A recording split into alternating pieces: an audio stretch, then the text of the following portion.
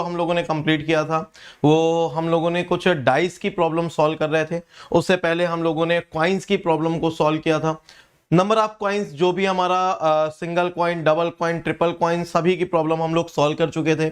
इसके अलावा अगर हम बात करें डाइस के टर्म में, तो सिंगल डाइस की प्रॉब्लम हम लोगों ने सॉल्व कर ली थी। अब यहां से हमें मूव करना था, जब दो डाइस होंगे या एक ही डाइस को दो बार थ्रो करेंगे या थ्री डाइसेज होंगी, थ्री डाइस को हम लोग एक बार या एक डाइस को तीन बार थ्रो करेंगे या फोर डाइस होंगी, तो वहां पर सिर्फ और सिर्फ टू डाइस का मैंने एक ही चीज आप लोगों को पढ़ाई थी, मैक्सिमम नंबर की प्रोबेबिलिटी। यहां तक मैंने पढ़ा दिया था। और वो मैक्सिमम नंबर की मतलब किसी पर्टिकुलर नंबर की मैक्सिमम प्रोबेबिलिटी जो थी वो कितनी आई थी, 7, है ना। प्रोबेबिलिटी कितनी आई थी वो हम लोगों ने सॉल्व कर लिया था। वो मैक्सिमम प्रोबेबिलिटी किस नंबर की होती है, वो था 7। मिनिमम प्रोबेबिलिटी किस नंबर की होती है, या तो 2 की या फिर 12 की। ठीक है, ये दो चीजें हम लोगों ने कवर कर ली थी। चलो एक बार सुपर फॉर्म में रिवीजन करते हुए आगे कंटिन्यू करते हैं और आज डेक ऑफ कार्ड के बारे में भी सीखते हैं अपन, है ना। जस्ट अपने बारे में इन्फॉर्म कर दूं, यदि कोई स्टूडेंट फर्स्ट टाइम मुझे फॉलो कर रहा है, बेटा मेरा नाम शैलेन कुमार है। ठीक है, और इस केमिकल इंजीनियरिंग प्लेटफॉर्म में, मतलब इस अनअकैडमी प्लेटफॉर्म में केमिकल इंजीनियरिंग हेड हूं, और इसके साथ में जिस यूट्यूब चैनल पे आप क्लास कर रहे हो इसका लीडर। नंबर ऑफ टाइम्स मेरा गेट क्वालिफाई है, एमटेक आईआईटी रुड़की से कंप्लीट किया था। 15+ ईयर का टीचिंग एक्सपीरियंस है। लास्ट 8+ ईयर से गेट फील्ड के स्टूडेंट को गाइड कर रहा हूँ। CRE, PD, PC, engineering, mathematics, ये मेरे कॉमन सब्जेक्ट हैं जो अभी आपको लाइव में पढ़ा रहा हूँ, या तो प्लस आइकोनिक में या फिर आपको फ्री यूट्यूब क्लासेस में। इसके अलावा जो मेरे अदर सब्जेक्ट हैं जो मैं कभी डील करता था, उनमें से एक heat transfer, mass transfer, IPC और फ्लूइड मैकेनिक्स जो ऑफलाइन क्लास में पढ़ाता था। इन फ्यूचर अगर नीड पड़ी तो फिर आगे आप लोगों को प्लस आइकोनिक में या यूट्यूब में कंटिन्यू करूंगा। SKS50 ये मेरा रेफरल कोड है, इस कोड के साथ मूव करेंगे 10% डिस्काउंट जो भी एग्जिस्टिंग ऑफर्स होंगे, है ना। और इसके अलावा मेरा कॉन्टिन्यूस सपोर्ट, मेरा गाइडेंस, है ना, आपके लास्ट तक, जब तक कि आपकी ये जर्नी चलेगी, आपके स्ट्रगल की जर्नी चलेगी, आपकी ये प्रिपरेशन जर्नी चलेगी, है ना। आप कैरियर में जब तक स्टेब्लिश नहीं हो जाते तब तक की जर्नी में अगर आपको साथ चाहिए, देन आप कोड यूज करिएगा SKS50 और यहां से अपनी जर्नी को मेरे साथ, मेरे गाइडेंस में कंटिन्यू करेंगे। अगर अभी तक ये ऐप डाउनलोड नहीं किया तो कर लेना बेटा। और यहां से आज के दिन मैं एक सेशन लेने वाला हूं, आस्क मी एनीथिंग, जिसमें बहुत सारे स्टूडेंट्स को एक डाउट रहता है कि सर कैसे मूव करें, कैसे कंटिन्यू करें। तो उसके लिए ये बेटा सेशन रखा है मैंने, है ना। और किसी भी बंदे को यदि प्रॉब्लम है ना, कुछ डिसीजन नहीं ले पा रहे हो, कैसे मूव करना है आप डिसाइड नहीं कर पा रहे हो, कौन कौन से सब्जेक्ट करें या नहीं करें, कौन कौन से सब्जेक्ट हमारे और आगे होंगे या नहीं होंगे, किसी भी टाइप का कोई भी डाउट है, तो आप क्या करिए, ये ऐप डाउनलोड करिए, अनअकैडमी लर्नर ऐप या लर्निंग ऐप के नाम से प्ले स्टोर, गूगल स्टोर पे जाके सर्च करिए, इंस्टॉल करिए। कोड की डिमांड करेगा, कोड दे देना SKS50 मुझे फॉलो करने के लिए, है ना। मेरे नेम से या मेरी आईडी से या मेरे कोड से सर्च कर लेंगे और डायरेक्ट मेरे, अगर आपके पास ये ऐप है तो सेशन में पहुंचने के लिए बेटा ऊपर आप देख रहे होगे, जहां आप चैट कर रहे हो उसी में ऊपर एक जगह येलो स्ट्रिप में प्लैनेट गेट लिखा होगा, उसके बगल में लोगो बना होगा, उसके राइट साइड में आस्क मी एनीथिंग लिखा होगा, उसके आगे एक लिंक होगी, उस लिंक पे क्लिक करो और इनरोल कर लो। ठीक है, ये सेशन कंप्लीट होने के बाद फिर मैं वो सेशन स्टार्ट करूंगा और वो सेशन स्टार्ट होगा आपका 11:30 से। टाइम उसमें क्या दिख रहा है वो छोड़ दो, 11:30 पे वो मैं सेशन स्टार्ट करूंगा। ठीक है, और आपके जो भी डाउट होंगे, जो आप डायरेक्टली मुझसे नहीं पूछ पा रहे या किसी रीजन से आप मुझसे कांटेक्ट नहीं कर पा रहे, सबके डाउट एकदम क्लियर। ठीक है, आप जो जो पूछेंगे सारी चीजें मैं आपको वहां पर एक्सप्लेन कर दूंगा। ठीक है, तो आज के दिन ये सेशन है, आप लिंक पे क्लिक करके पिन कर लो। स्पेशल क्लास की जो हम बात कर रहे हैं ये बेटा कल से स्टार्ट करूंगा, मैथमेटिक्स, क्योंकि मैथमेटिक्स सैटरडे का लेक्चर कैंसिल हो गया था, जिसकी वजह से जो आज क्वेश्चंस कराने थे, है ना, तो मिक्सअप क्वेश्चन है, तो मैं सोचा था थोड़ा सा टॉपिक और आपके हो जाए, इसलिए आज आस्क मी एनीथिंग, कल से ये सेशन कंटिन्यू हो जाएगा। गणित अभ्यास सीरीज का टाइमिंग रहेगी 11:15 PM। ठीक है, और ये आप ही लोगों के लिए कुछ दिन से रोक के रखा था ताकि YouTube वाले बच्चे भी कुछ पढ़ लें और वहां तक आ जाएं, देन हम लोग सेशन को कंटिन्यू करें। ठीक है, तो आपके जितने भी क्वेश्चंस हैं वो कल के दिन मैं आपको सॉल्व कराऊंगा। ठीक है, और ये टेलीग्राम चैनल में मुझे फॉलो करने के लिए मेरे नेम से, प्लैनेट गेट से, केमिकल सैलेंसर एंड टीम, किसी भी नाम से सर्च कर लीजिए, और या फिर ये आईडी है ना, ये लिंक है, आप यहां से फॉलो कर लीजिए और ऐप कंटिन्यू कर सकते हैं अगर आप प्लस की तरफ मूव करते हैं। आज का क्लास है जो इंजीनियरिंग मैथमेटिक्स, इसमें मैंने आप लोगों को जो भी अभी तक पढ़ाया था, ठीक है, तो मैं जस्ट आपसे बात करूं तो अभी तक हम लोगों ने क्वाइंस की बात कर ली थी, सिंगल क्वाइन की बात कर ली थी,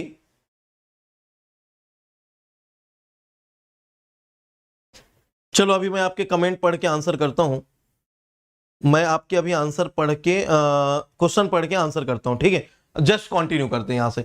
और एक 2 दिन में ही, है ना, बस 2 ही सेशन हुए, आज तीसरा सेशन है, बीच में 2 दिन गैप हो गया और सीधे स्ट्रेंथ जो थी वो हाफ हो गई। मुझे ये नहीं समझ में आता कि कितने सिंसियर हो यार आप लोग अपने कैरियर के लिए, अपने फ्यूचर के लिए क्या इंपॉर्टेंट है। अगर ये डिसाइड नहीं कर पा रहे हो ना, तो फिर यार उन बंदों को ना बिल्कुल भी गेट की प्रिपरेशन नहीं करनी चाहिए। और अगर किसी को ये लगता है कि सर गेट की प्रिपरेशन मैं कर लूंगा और मैं यहां से रैंक ले आऊंगा बिना कंटिन्यूटी बनाए, तो शायद ये अभी मिथ में जी रहे हो। जब एक बार झटका लगेगा, एक बार जब गिरोगे, तब फिर संभलने का मौका नहीं मिलेगा, है ना। रोते पड़ते फिर किसी तरह घर वालों से गिड़गिड़ाते हो कि सर या घर वालों से, मम्मा पापा से कि 1 साल का टाइम दे दो, लेकिन उस 1 साल में भी कुछ नहीं उखाड़ पाना है। क्यों? क्योंकि कंटिन्यूटी मेंटेन नहीं कर पाना है।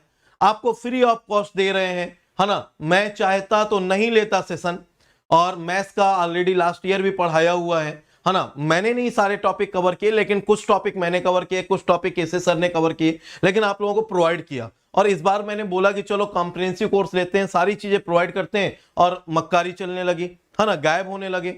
यार मैं रियल बता रहा हूं, अगर यही स्ट्रेंथ रही ना, तो बस प्रोबेबिलिटी के बाद मैं खत्म कर दूंगा, मैं आगे कंटिन्यू नहीं करूंगा।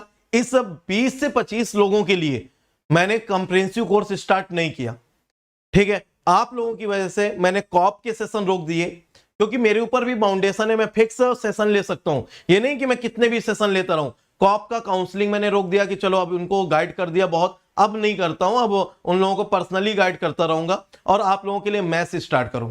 एचपीसीएल के सेशन में भी मैंने अपने सेशन कम रखे, सिर्फ इसीलिए कम रखे ताकि आप लोगों को प्रॉपर रिस्पॉन्स दे। मैथमेटिक्स का कोर्स मैं करा दूं।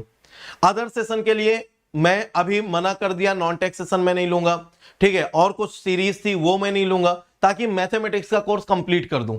लेकिन अगर आप लोगों को केयर नहीं है ना, तो मैं प्रोबेबिलिटी करके कंप्लीट करके फिर इसके बाद रोक दूंगा। 3 टॉपिक मेरे हो जाएंगे, प्रोबेबिलिटी, लीनियर अलजेब्रा और न्यूमेरिकल मेथड। बाकी टॉपिक आप कहीं और से कवर करिए, बट इस 10th में मैं प्रोबेबिलिटी के आगे कंटिन्यू नहीं करूंगा, रियलिटी ये, ठीक है। चलिए अब देखिएगा, यहां से अगर आपको दिख रहा होगा एक डाइस, है ना। बहुत से लोगों को मतलब फीलिंग चाहिए होती है, और उस फीलिंग के लिए मैं चाहता हूं कि सारी चीजें देखते हुए मूव करें। एक डाइस के आपके 3 फेस दिख रहे हैं। डाइस में हमारे 6 फेस होते हैं, ठीक है, डाइस में हमारे 6 फेस होते हैं। उन 6 फेस में आपके हर फेस पे एक नंबर मेंशन होता है। जब भी हम बात करते हैं फेयर डाइस, सुनना मेरी बात, जब भी हम बात करते हैं fair dice, unbiased coin, unbiased coin का मतलब होता है कि एक साइड हेड एक साइड टेल। फेयर डाइस का मतलब होता है कि 6 फेस, और वो 6 फेस में सभी फेस पे डिफरेंट नंबर हो। जैसे आपको यहां पर दिख रहा है, एक फेस पे बेटा ये 6 नंबर है, एक फेस पे ये 3 नंबर है, एक फेस पे ये 5 नंबर है। अच्छा, जो ऊपर दिख रहा है, एक फेस इसके नीचे भी होगा, तो एक नंबर कुछ डिफरेंट होगा। जो 6 दिख रहा है, एक फेस इसके पीछे होगा, एक जो 3 दिख रहा है, एक फेस उसके पीछे होगा। तो total possible outcomes, total possible result, ये हमारा हो गया सैंपल स्पेस, ये हमारा हो गया सैंपल स्पेस। और सैंपल स्पेस के केस में 1 2 3 4 5 6 ये सैंपल स्पेस हो गया। अच्छा, उस दिन बेटा मैंने आप लोगों को एक क्वेश्चन कराया था, और उसको थोड़ा सा करेक्ट करते हैं। एक बंदे ने, किसने, पवन या किसी ने पूछा भी था उससे, कहा ठीक है, मैंने एक क्वेश्चन कराया था, probability of any number, probability of any number. तो बेटा इसकी प्रोबेबिलिटी रियल में 6/6 होनी चाहिए, 6/6 होनी चाहिए। क्यों? क्योंकि हम लोग जैसे बोल देते हैं फेयर डाइस, जैसे हम बोल देते हैं फेयर डाइस, तो फेयर डाइस के केस में हमारा जो टर्म्स कंडीशन है वो फिक्स हो जाती है कि जब हम उसको थ्रो करेंगे ना, तो कोई ना कोई एक नंबर टॉप पे जरूर आएगा। ऐसा नहीं होगा बीच में ऐसे खड़े हो जाए, है ना, अब इधर कमाने कि ऊपर कमाने कि नीचे कमाने। फेयर डाइस का मतलब यही है कि अगर हम टॉस करेंगे तो एक फेस उसका टॉप में जरूर होगा, और जो फेस टॉप में होता है उसी को हम लोग वो नंबर मान लेते हैं। तो जब हम बात करते हैं एनी नंबर, तो जब बेटा डाइस को थ्रो करेंगे तो कोई ना कोई नंबर तो आएगा ही। तो किसी भी नंबर के आने की प्रोबेबिलिटी, अगर हम बात करें 1 के आने की प्रोबेबिलिटी, अगर 1 के आने की प्रोबेबिलिटी 1/6, 2 के आने की प्रोबेबिलिटी 1/6, 3 के आने की प्रोबेबिलिटी 1/6, 4 के आने की प्रोबेबिलिटी 1/6, 5 के आने की प्रोबेबिलिटी 1/6, 6 के आने की प्रोबेबिलिटी 1/6। और हमने क्या बोला, एनी नंबर। तो एनी नंबर का मतलब हो गया या तो 1 आ जाए, या फिर 2 आ जाए, या फिर 3 आ जाए, मतलब इन सभी के बीच में क्या है, और, मतलब 1 2 3 4 5 6 सभी के बीच में और जब लैंग्वेज में हमारा और होता है तो इनकी प्रोबेबिलिटी में हमारा क्या होता है, सम। तो यहां पर क्या हो जाएगा, प्लस। तो ये टोटल कितना हो जाएगा, 6/6। तो 6/6 प्रोबेबिलिटी 1। मतलब हमने क्या किया, एक डाइस थ्रो किया, और डाइस जब थ्रो करते हैं तो उसमें एनी नंबर आने की प्रोबेबिलिटी, एनी नंबर आने की प्रोबेबिलिटी 6/6, एनी पर्टिकुलर नंबर आने की प्रोबेबिलिटी 1/6। समझिएगा। अब उस दिन अगर यहां पर हमने एनी पर्टिकुलर नंबर लिखा है, एनी पर्टिकुलर नंबर लिखा है, तो फिर ये हो जाएगा 1/6। समझना, एनी पर्टिकुलर नंबर तो 1/6, 1 या 2 या 3 या 4 या 5 या 6। तो एनी पर्टिकुलर नंबर की प्रोबेबिलिटी होगी 1/6 और एनी नंबर की प्रोबेबिलिटी होगी 6/6। अभी किसी को कोई डाउट है इसमें तो पूछ लो, अगर किसी को कोई डाउट है इसमें तो पूछ लो, एनी नंबर और एनी पर्टिकुलर नंबर। ठीक है, तो जब भी हम बात करेंगे एनी नंबर तो 6/6, और जब बात करेंगे probability of any particular number तो हमारा कितना हो जाएगा, 1/6। बात सही है, बात क्लियर बेटा?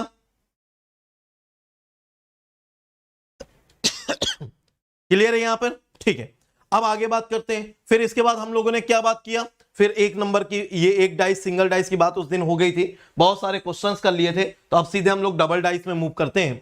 ये हमारे पास 2 डाइस, ये हमारे पास 2 डाइस है। अच्छा, मैंने ये 2 डाइस ना ऐसे सेट किए हैं कि आपको सच में सभी पॉसिबल कंडीशन दिख जाए।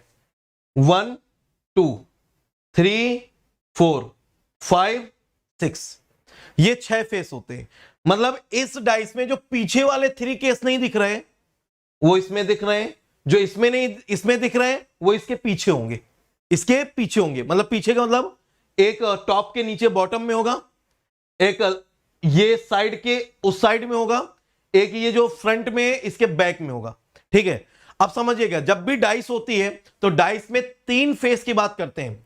जो फेस हमारे ऊपर होता है इसको हम बोलते हैं टॉप फेस, इसको हम बोलते हैं टॉप फेस। ठीक है, जो हमारा राइट साइड होता है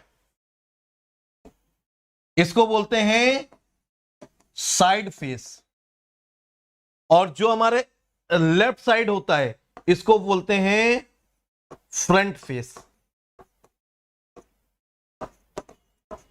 जो ऊपर टॉप फेस, जो लेफ्ट साइड फ्रंट फेस, और जो राइट साइड वो साइड फेस। अब जब डाइस थ्रो करते हैं तो डाइस ऐसे है। तो अब बेटा जब कोई, मैं कोई एक ले लूं, ऐसा कुछ दिख ही नहीं रहा मुझे, हाँ मान लो जैसे ये, ठीक है, ये, तो इसमें एक ये टॉप हो गया, ठीक है, जो ये है सामने ये आपका फ्रंट हो गया। ठीक है, अब जब बात करेंगे तो ये वाला अगर हम साइड बोलेंगे तो ये भी हमारा साइड होगा, ये साइड तो ये साइड, ये फ्रंट तो फ्रंट के पीछे आता है बैक, और टॉप, टॉप के नीचे आता है बॉटम। ठीक है, तो 2 साइड होंगे, लेफ्ट और राइट, वो दोनों साइड हो जाएंगे, एक फ्रंट एक बैक, एक टॉप एक बॉटम, 6 फेस होते हैं। ठीक है, चलो समझ गए होगे आप लोग। अब ये 6 फेस में, अब आप देख रहे हो, अब आप देख रहे हो ये 6 फेस में 2 डाइस है। हम 2 डाइस को एक साथ थ्रो करें, है ना, 2 डाइस को हम एक साथ थ्रो करें, या एक डाइस को 2 टाइम थ्रो करें, एक डाइस को 2 बार थ्रो करें या 2 डाइस को 1 बार थ्रो करें। सैंपल स्पेस क्या क्या होगा सर? हमारा पहली डाइस में मान लिया हमारा 1 आया, तो दूसरे डाइस में हम चेंज करा देते, 1 आ सकता है, 2 आ सकता है, 3 आ सकता है, 4 आ सकता है, 5 आ सकता है और 6 आ सकता है। समझिएगा बेटा? पहली डाइस में हमने फिक्स कर दिया सर, इसमें हमने फिक्स कर दिया 1 ही आ रहा है। अब सर इसका बताओ, तो इसमें हमने जब पहली डाइस में 1 आया तो दूसरी डाइस में क्या क्या आ सकता है 1 से लेकर 6 तक, तो 1,1 पहली डाइस में 1 ही रखना है, 1,2 1,3 1,4 1,5 एंड 1,6। सर अगर पहली डाइस में 2 आया तो इसी तरह 2,1 2,2 2,3 2,4 2,5 एंड 2,6। सर पहली डाइस में 3 आ गया तो 3,1 से लेकर, मैं लिख देता हूं पूरा, 3,2 3,3 3,4 3,5 एंड 3,6। सिमिलरली 4,1 5,1 6,1 से लेकर यह हमारा 6,6 तक। तो ऐसे देखो 6 इसमें, 6 केस इसमें, 6 केसेस इसमें, 6 केसेस इसमें, 6 इसमें, 6 इसमें, तो टोटल हमारा हॉरिजॉन्टली 6 वर्टिकली 6, तो 6 इंटू 6 एक मैट्रिक्स का फॉर्मेट बन गया और ये टोटल नंबर आप एलिमेंट हो गए हमारे 36। ठीक है, टोटल नंबर आप एलिमेंट हो गए हमारे 36। बेटा साइड फेस 2 होते हैं, एक लेफ्ट साइड और एक राइट साइड। ठीक है, अगर आपने ऐसा रखा, किसने पूछा है, गुनन, ठीक है, जैसे आपने ऐसे रखा तो अब एक ये फ्रंट दिख रहा है ना, अब मान लो ऐसा तिरछा रख गया तो तिरछे में आप इस धर को फ्रंट मान लोगे तो ये साइड हो जाएगा, इसको फ्रंट मान लोगे तो ये साइड हो जाएगा। मतलब आपको इतना समझना है, एक लेफ्ट साइड फेस होगा, एक राइट साइड फेस होगा, एक टॉप फेस होगा, एक बॉटम फेस होगा, एक फ्रंट फेस होगा, एक बैक फेस होगा, बात खत्म। ठीक है, तो यहां पर टोटल हमारे सैंपल स्पेस 36। मैंने आपको क्या बताया था, सबसे ज्यादा बार किसी पर्टिकुलर नंबर के होने की प्रोबेबिलिटी जब 2 डाइस थ्रो की जाए और उनके सम की बात कर रहा हो, तो बेटा जब इनके सम की बात करेगा तो इन 2 डाइस का मिनिमम सम कितना हो सकता है जब दोनों डाइस में 1 आ रहा हो, और मैक्सिमम कितना हो सकता है जब दोनों डाइस में 12 आ रहा हो। तो लास्ट क्लास में मैंने आप लोगों को एक इस तरह से टेबल बनाई थी और मैंने बोला था जो मिनिमम सम होगा वो होगा 2, मिनिमम सम ऑफ 2 डाइस, और मैक्सिमम जो होगा वो होगा 12,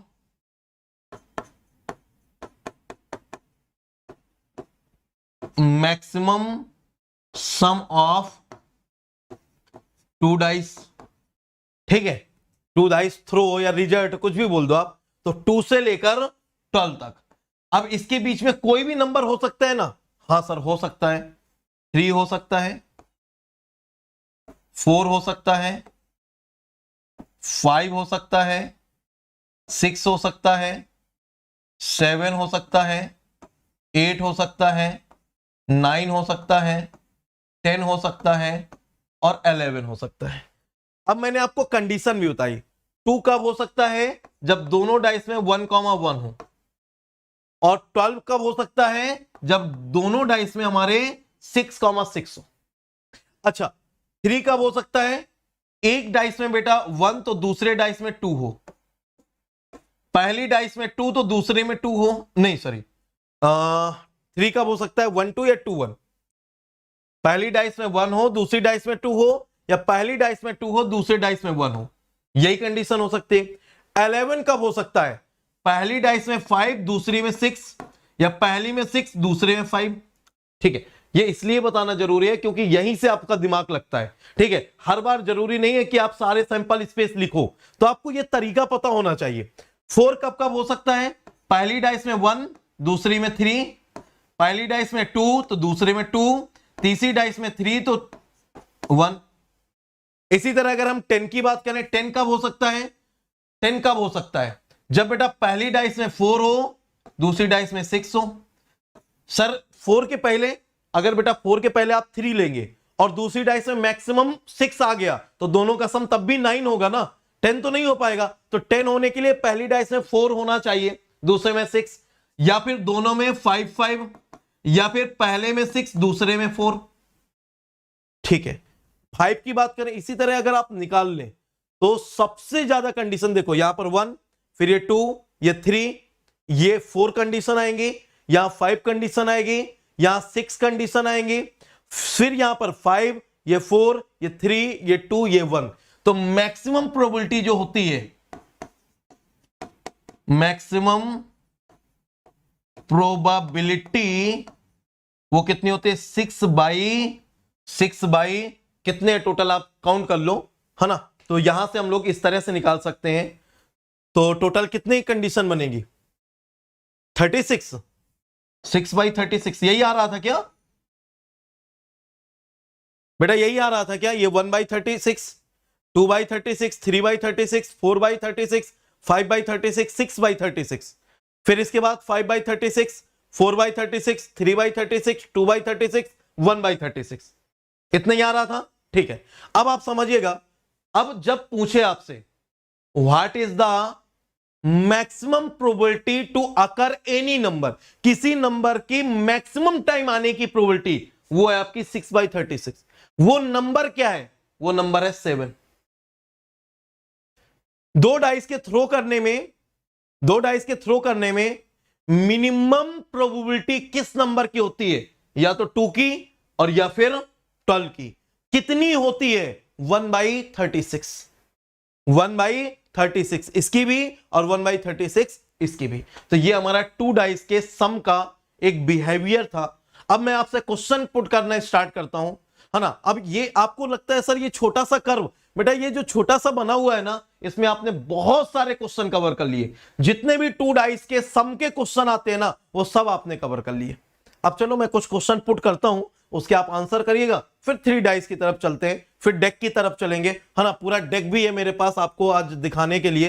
देखो 3 डाइस भी है, 4 डाइस भी है, फिर इसके बाद पूरी गड्डी भी है ना। तो पूरा इंजॉय करते हुए, फील करते हुए चलेंगे, डोंट वरी, है ना। चलो यहां तक इतना क्लियर। अब चलो कुछ क्वेश्चंस की बात करते हैं। चलो कुछ स्ट्रेंथ अच्छी हुई 37, बट यार 50+ रखो डेली, है ना। और जितने भी स्टूडेंट आप प्रेजेंट हैं, मेरी गारंटी है जब तक मैं प्रोबेबिलिटी पढ़ा रहा हूं अपना दिमाग मत लगाना। जैसे पढ़ा रहा हूं बस वैसे पढ़ते जाओ, जितना पढ़ा रहा हूं उतना पढ़ते जाओ। जिस दिन मैं बोलूं कि आपकी प्रोबेबिलिटी कंप्लीट, फिर इसके बाद जो डाउट हो पूछ लेना, ठीक है। बीच में मत पूछना, क्योंकि जब तक आप सारी चीजें नहीं पढ़ लेंगे ना, आपको कैसे पता मैं कौन सा तरीके से पढ़ा रहा हूं, कौन सा कॉन्सेप्ट कब पढ़ा रहा हूं, कैसे पढ़ा रहा हूं, है ना। बस मेरी गारंटी आपको प्रोबेबिलिटी आएगी। अगर कोई भी डाउट है ना, तो प्लस वाले बच्चों से पूछो कि प्रोबेबिलिटी में उन्होंने कितना एंजॉय किया। जो बच्चों को प्रोबेबिलिटी का पी नहीं आता था, आज उनको पूरी प्रोबेबिलिटी आ रही है। रीजन इतना सा है कि उन्होंने दिमाग नहीं लगाया। कुछ चीजें बेटा प्रोबेबिलिटी में जब आप ज्यादा एक्स्ट्रा दिमाग लगाते हो ना, तो चीजें गड़बड़ हो जाती हैं। प्रोबेबिलिटी को दिमाग से नहीं, प्रोबेबिलिटी को दिल से पढ़िए, है ना। और जहां पर दिल लगाना होता है ना, वहां दिमाग नहीं लगाया जाता, और जहां दिमाग लगाना है वहां दिल से काम नहीं चलता। तो इसलिए प्रोबेबिलिटी एक ऐसा चैप्टर है जहां पर एक्स्ट्रा दिमाग लगाने की नीड नहीं है। इसको दिल से पढ़िए, मजा आएगा, ठीक है। समझते जाओ।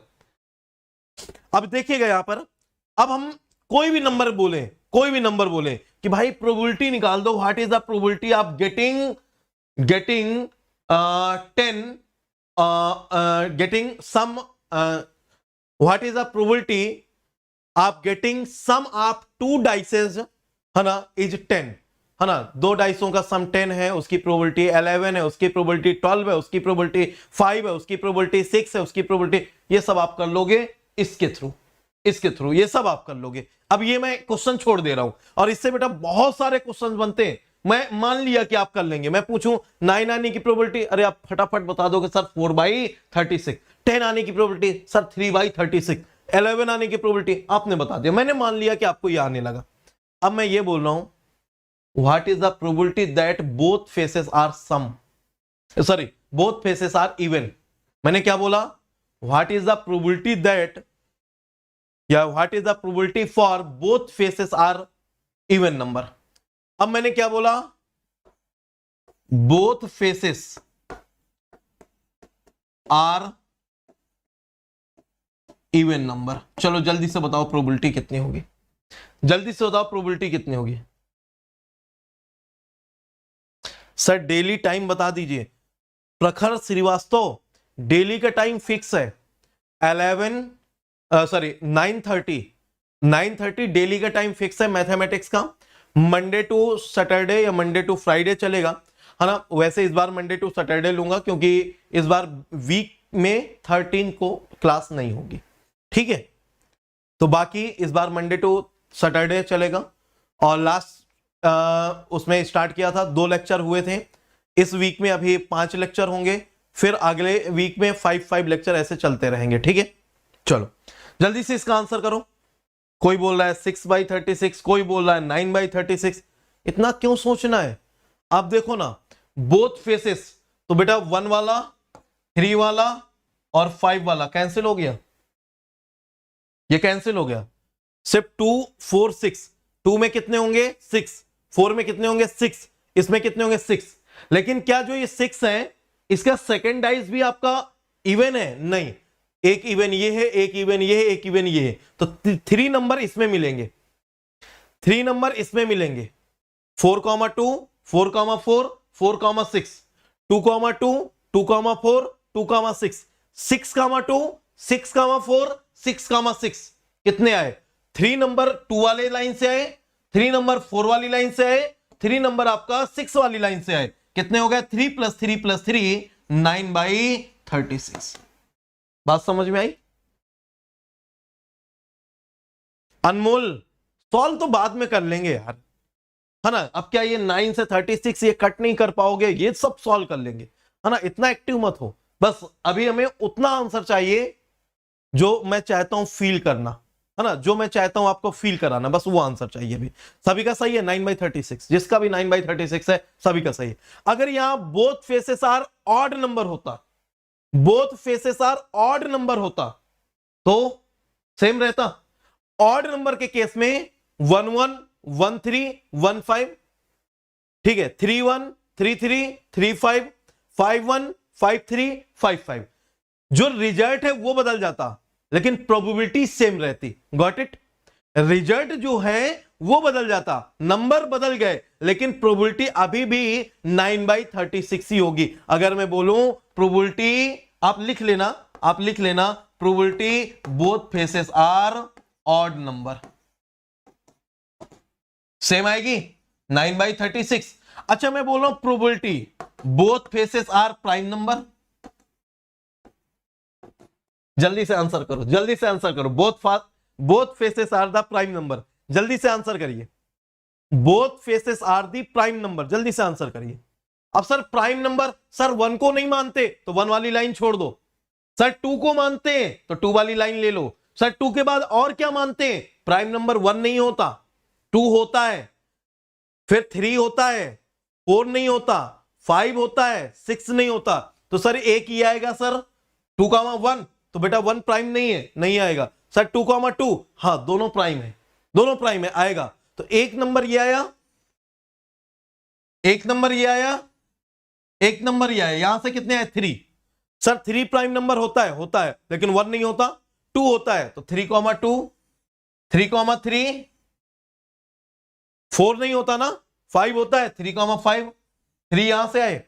4 प्राइम नंबर होता नहीं तो ये लाइन कैंसिल।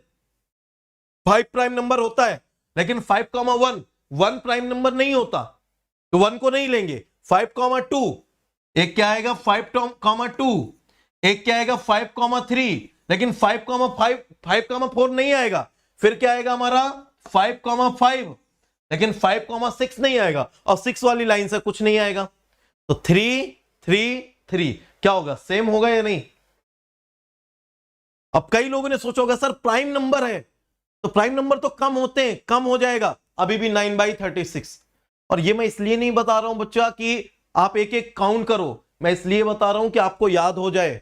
कभी भी आपसे पूछे both faces are even, both faces are odd, both faces are prime, सभी की प्रोबेबिलिटी सेम होती है 1/4। बात समझ में आ गई? चलो अब समझिएगा, ये डायरेक्ट आपसे किसी ना किसी एग्जाम में पूछ लिया जाएगा, डायरेक्ट। अच्छा अगर मैं बोलूं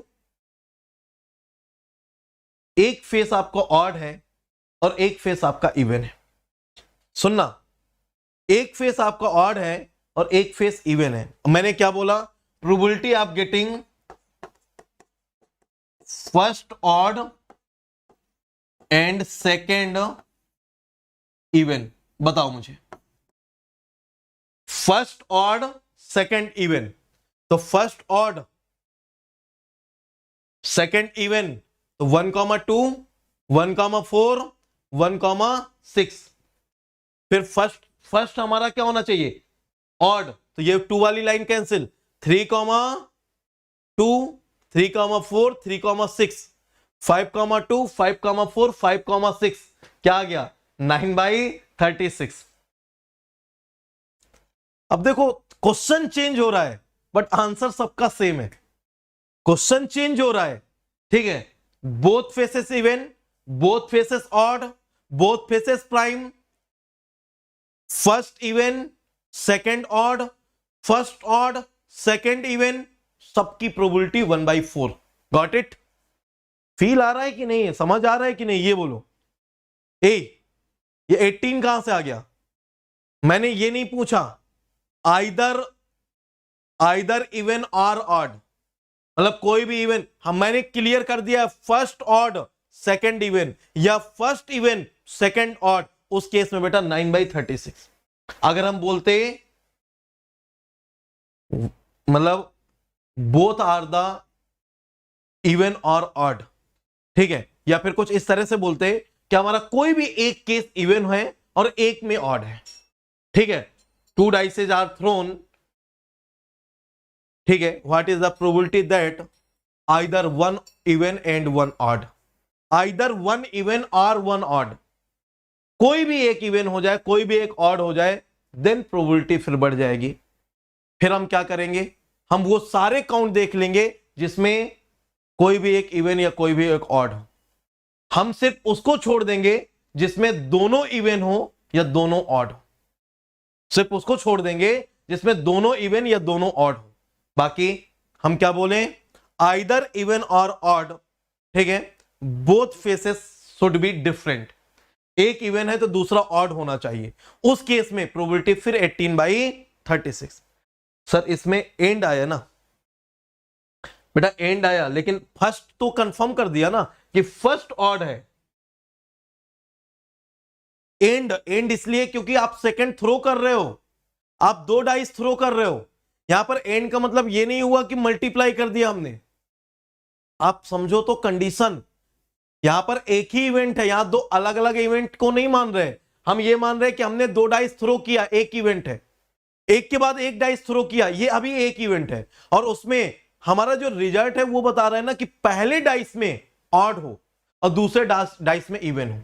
इसने बोल दिया ना फर्स्ट ऑड, पहली डाइस में ऑड हो और दूसरे डाइस में इवन हो, फिक्स कर दिया ना, इसलिए यहां पर कोई इंडिपेंडेंट इवेंट का मल्टीप्लाई नहीं करना, सम नहीं करना।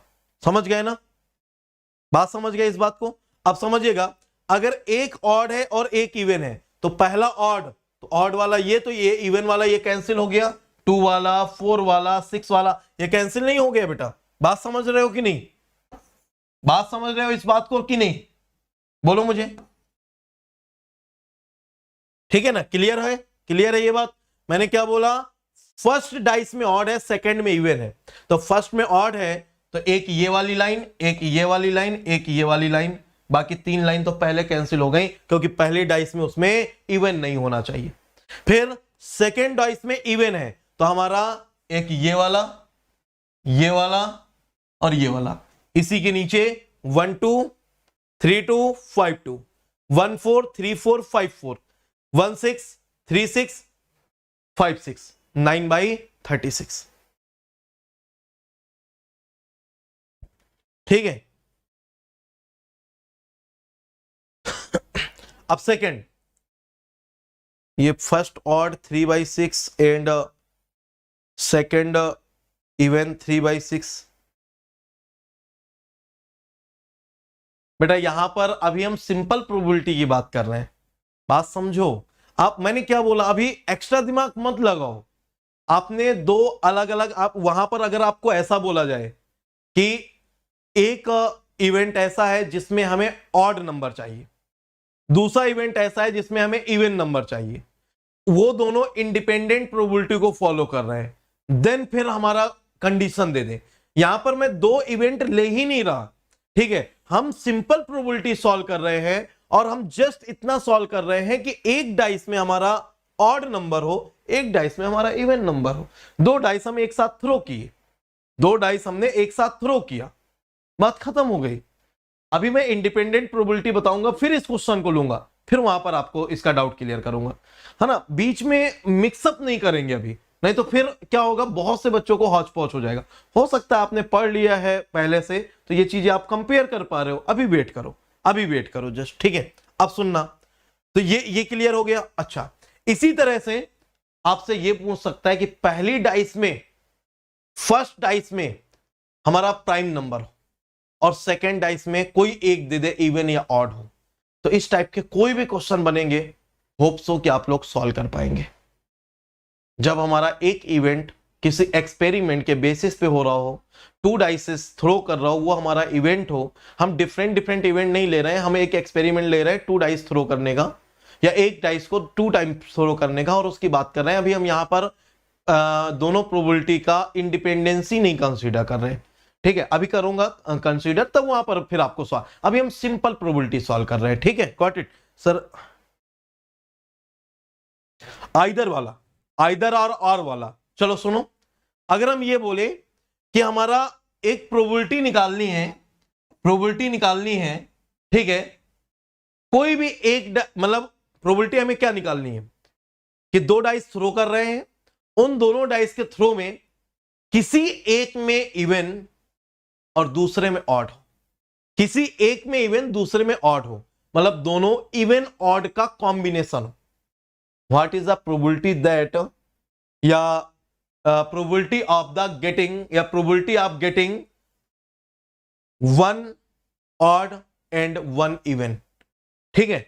तो क्या हो जाएगा, one odd and one even. तो इससे अब फर्क नहीं पड़ता ना बेटा कि हमारा पहले में ऑड है कि दूसरे में ऑड है, पहले में इवन है कि दूसरे में, बस हमारा फर्क इससे पड़ता है कि एक ऑड हो और एक इवन हो। क्या ये ऑड और कॉमा ऑड, तो ये नहीं होगा, ये ऑड ये इवन मान लेंगे, ये ऑड ऑड नहीं लेंगे, ऑड इवन मान लेंगे, ऑड इवन मान लेंगे, पहले से 3, फिर ये इवन है तो फिर ऑड के साथ, तो यहां से 3, यहां से 3, यहां से 3, टोटल 6 इंटू 3, 18/36। अभी क्लियर बेटा, 18/36, यस। कभी भी दो डाइस का सर आप कोई भी क्वेश्चन दीजिए, कोई भी क्वेश्चन दीजिए टू डाइस का, हम सॉल्व कर लेंगे। और आपको अभी पता भी नहीं है, आपने डिफरेंट ब्रांच के कम से कम अभी तक अगर मैं बात करूं तो 20+ PYQ सॉल्व कर लिए, सिर्फ अभी 3 लेक्चर हुए, तीसरा चल रहा है, और 20+ PYQ सॉल्व कर चुके हूं। अभी आपको आइडिया नहीं है कि ये सब क्वेश्चन पूछे गए हैं जो मैं आपको करवा रहा हूं, ठीक है। 20+ क्वेश्चन आप सॉल्व कर चुके हो, सारी ब्रांच की PYQ मिला लूं तो, ठीक है। चलो, तो 2 डाइस का हो गया। अगर सर अब 3 डाइस का करना हो तो क्या करेंगे, सुनना। अगर 2 डाइस में और कुछ नहीं पूछेगा, यही पूछता है, सम करने का पूछता है ना, मैक्सिमम प्रोबेबिलिटी, मिनिमम प्रोबेबिलिटी, बस इस टाइप के जितने भी क्वेश्चन बना सकता है वो पूछता है। एक कोई फेस फिक्स कर देगा, दूसरे का पूछ लेगा, दूसरा फेस फिक्स कर देगा, पहले का पूछ लेगा, दोनों फेस को फिक्स कर देगा, एक ऑड एक इवन, एक इवन एक ऑड, एक प्राइम नंबर एक ऑड, एक प्राइम नंबर एक इवन, एक इवन एक प्राइम नंबर, बस कॉम्बिनेशन ही तो बनाएगा, और वो सारे कॉम्बिनेशन हमें समझ में आ गए। गॉट इट, समझ में आ गया, कर लेंगे। अच्छा, अगर मैं बात करूं 3 डाइस की, 3 डाइस सर कैसी बात कर रहे हो, 1 डाइस की प्रोबेबिलिटी 6, 2 डाइस की probability 6 to the power 2 36, 3 dice की प्रोबेबिलिटी 6 टू द पावर 3, कितना हो गया 216, कितना हो गया बेटा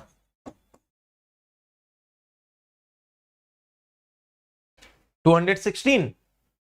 अब इसके कॉम्बिनेशन बनाओ, अब इसके कॉम्बिनेशन बनाओ।